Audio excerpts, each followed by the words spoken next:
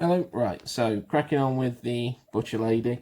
We're going to do as much as we possibly can today. So first step, I'm going to be painting the base. I'm going to do it over with Abaddon Black first of all.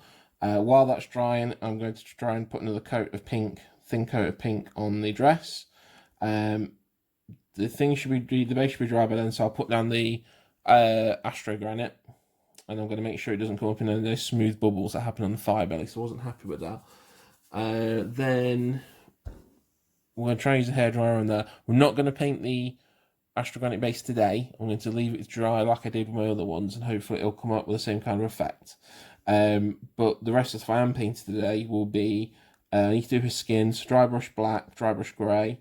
Probably shouldn't have finished the hair before I did that, but well. Do metalwork. So you've got lead belcher on these bits, these bits, copper kettle, lead belcher, more lead belcher on the chain at the back there. Just little bits of that. Gold and silver, pick them out. Then try and do the white on the fishnets, make it a bit neater.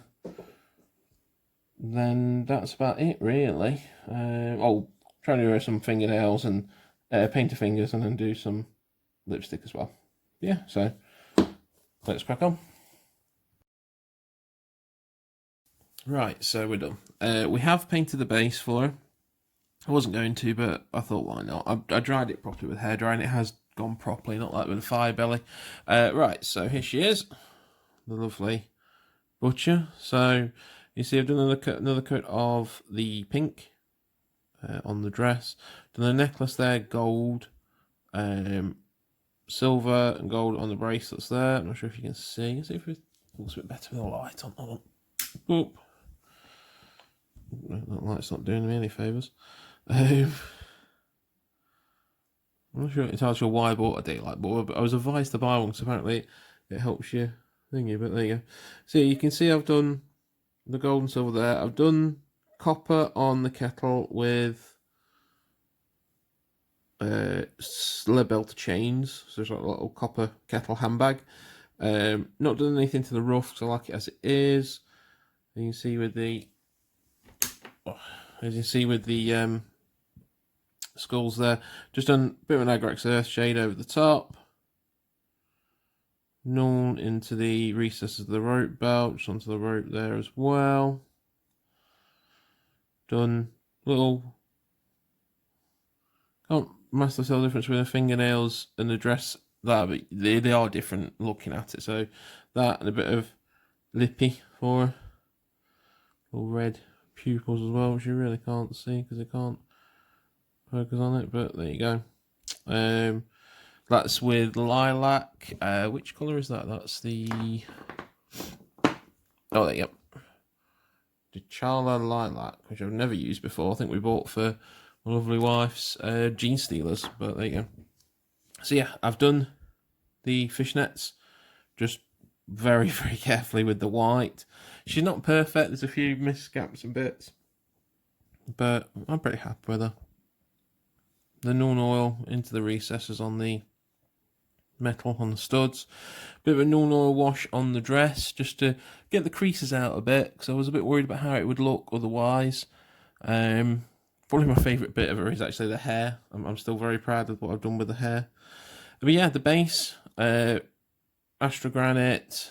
I've done a slight dry brushing of red, Mephiston red, just to make it look kind of like, I don't know, I was going for like a volcanic look, but it doesn't look exactly right, but still, it's not too bad. And then dry brush of Skaven Blight, Dinge, or Stormburn Fur, I forget which one. Bit of a Street and Grey, bit of Bleach Bone. So on the top of there, Screaming Skull, even, Bleach Bone. Yeah, so I've actually gone back and redone my Tyrant and my Firebellies bases, making them a bit better. The Tyrant, I was always a bit looking at it, it was a bit too red. Wasn't too happy with it, but I've gone over it again with a bit more like grey skin, like dinge, a bit of white as well. You can see a bit better there, just to tone the red down a bit.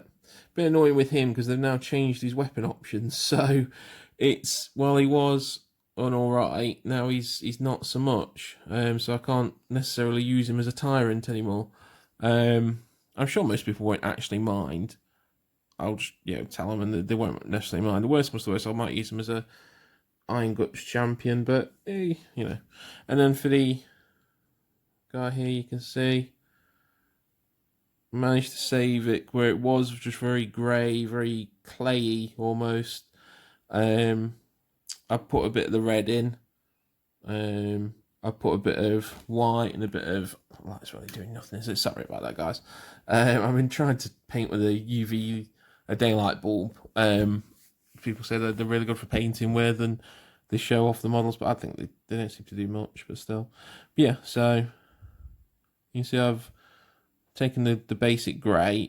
I put another coat of watered down coat of Agrax onto it, and then just did a bit of Skaven Black Dinge or Storm Vermin Fur, a bit of red first, then the grey, then a lighter grey of Administratum, then a tiny touch of Screaming Skull.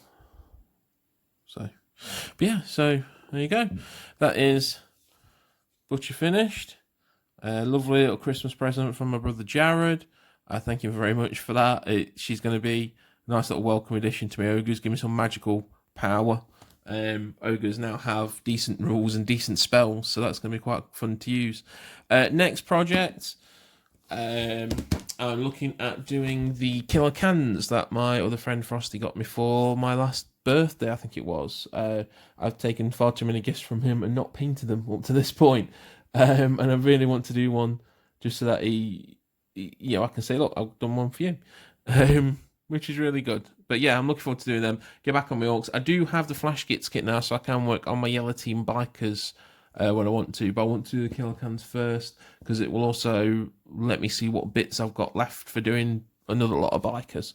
But yeah, thank you very much for watching this little mini-series for the Butcher. And I hope to see you in the future. Happy wargaming.